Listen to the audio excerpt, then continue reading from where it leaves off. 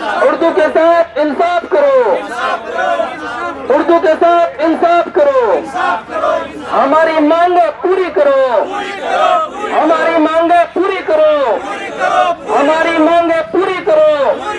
New NCL को कबूल करो, न्यू एनसीएल को कबूल करो, कबूल करो। इंसाफ के साथ तरक्की का दावा करने वाली हुकूमत में उर्दू वालों के साथ इंसाफ का इंतज़ार है। हुकूमत के अफसरान उर्दू वालों के साथ खेल खेल रहे हैं। हज़ारों सहायक उर्दू अनुवादक सफल होने के बाद भी नौकरी के इंतज़ार में दरबदर भटक रहे हैं। गर्दनी बाग धरना स्थल पर दूर दराज से आए ये अभ्यर्थी अनिश्चितकालीन धरना पर बैठे हैं। इनमें बड़ी तादाद में महिलाएं और बच्चियां भी शामिल हैं। कामयाब होने के बाद बिहार स्टाफ सिलेक्शन कमीशन ने इनसे 4/12/2019 से पहले का NCL और EWS सर्टिफिकेट मांगा।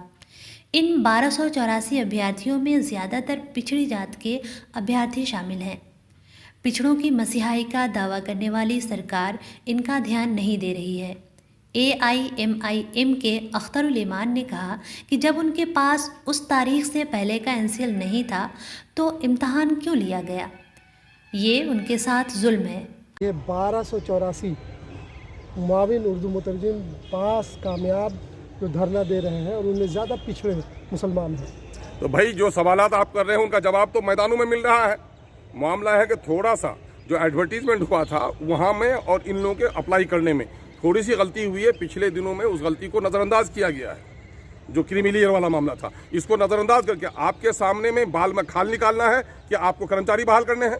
एक कर्मचारी के बहाल करने में उसका उम्र रिटायर कर जाता है और आप यही कछुए की चाल में चलते हैं।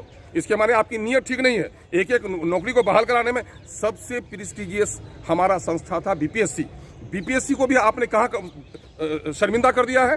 वहाँ भी किस किस तरह का मामला हुआ है। ये सरकार सही टाइम पर बहाल करने में, जब ये सरकार बहाली का वादा करती है इनका एक टाइम फ्रेम होना चाहिए कि किसी भी वैकेंसी में हम 2 साल में 3 साल में बहाली करेंगे। एक एक लड़का 12 साल की उम्र में अपनी जिंदगी खो देता है, जवानी खो देता है। मुजरिम है ये सरकार।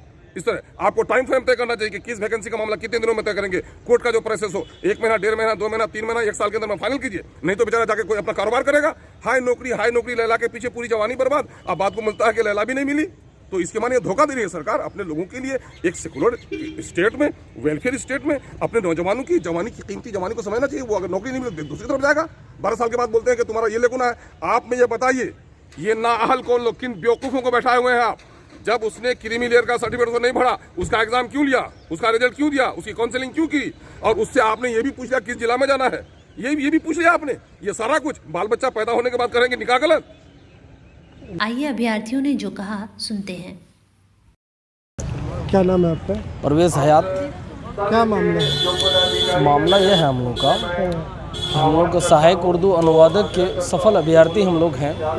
1294 पोस्ट के लिए जो है नोटिफिकेशन निकाला गया था और हम लोग जब काउंसलिंग में गए, चूँकि हम लोग BC और OBC पिछड़ा जाति से ताल्लुक़ रखते हैं, तो जब हम लोग काउंसलिंग में गए तो हम लोग के पास से क्रीमी लेयर सर्टिफिकेट NCL जो है पुराना मांगा गया। जी, ये अभी कुछ दिनों पहले उर्दू का एक प्रोग्राम हुआ था। मुख्यमंत्री ने कुछ लोगों को नियुक्ति पत्र बांटा जो इनसे पहले वाले शायद थे। उसी में उन्होंने कहा था कि 2018 में ही चीफ सेक्रेटरी कुछ कह रहे थे। उसके बाद जब मुख्यमंत्री खड़े हुए तो उन्होंने कहा कि आप प्रवचन तो बड़ा अच्छा देते हैं लेकिन हमने 2018 में भी कर दिया था, उनको करना चाहिए। और उसी प्रोग्राम में मुख्यमंत्री ने कहा था कि मुसलमानों में भी पिछड़ी जातियां हैं। पिछड़ी जाति की सरकार, पिछड़ों की सरकार और पिछले 30 सालों से चल रही है सरकार, और ये पिछड़े हैं सारे। जी बताइए जी। क्या सभी किया? तो हम सभी अभ्यर्थी जो भी हैं तो हम लोग पिछड़े जाति से ताल्लुक़ रखते हैं और हम लोगों के पास क्रीमी लेयर सर्टिफिकेट जो है, जो काउंसलिंग का डेट है उससे पहले का है और आयोग ने एक कैद लगा दिया है कि 4/12/2019 से पूर्व का होना चाहिए। अगर पूर्व का नहीं होगा तो वो मान्य नहीं होगा। तो यही होता है। साहब के अफसरान जो है वो कुछ ना कुछ पेच लगा देते हैं ताकि हो ही नहीं। और काम भी हो जाए।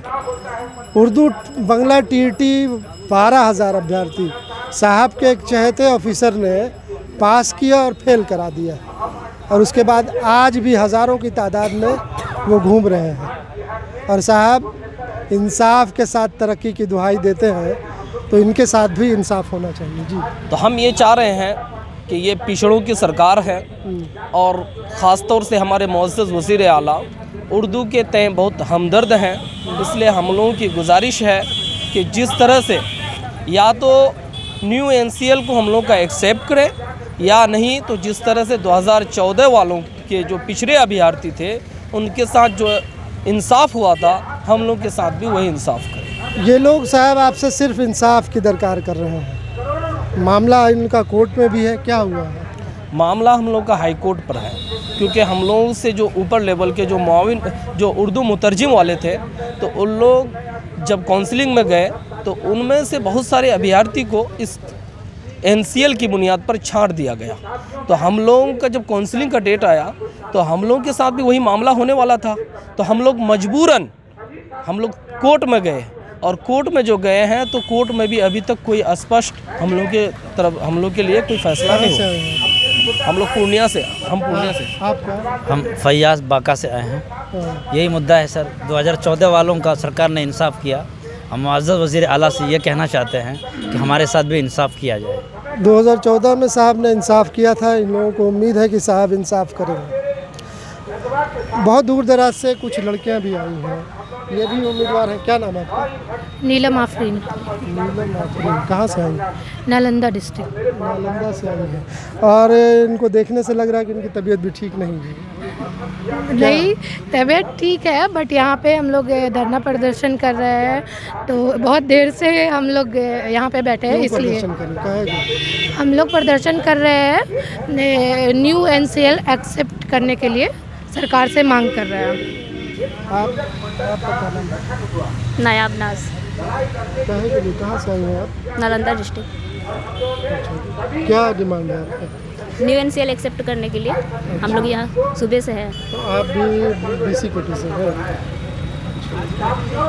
ये दूर दराज से आई हुई लड़कियाँ और उनके साथ ये लोग साहब से सिर्फ इंसाफ की दरकार है। जी बिल्कुल, हम लोग चाहते हैं कि किसी तरह हम लोग का जो है, जिस तरह से प्रथम अंतर्राष्ट्रीय 14 वालों का जो इसी टाइप का मसला था, तो उसी टाइप से ये हम लोग का किया जाए, या तो न्यू एनसीएल एक्सेप्ट किया जाए।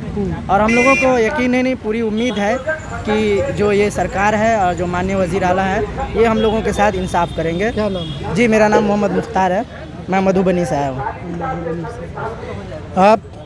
जी मैं वज़ीर आला से मतलब दरख्वास्त करना चाह रहा हूँ कि हम लोग बहुत गरीब बच्चे हैं और बहुत मेहनत करके मतलब यहाँ तक पहुँचे हैं, और हम लोगों को वज़ीर आला से उम्मीद है, नीतीश कुमार जी से करेंगे मतलब हम लोगों का मामला हल।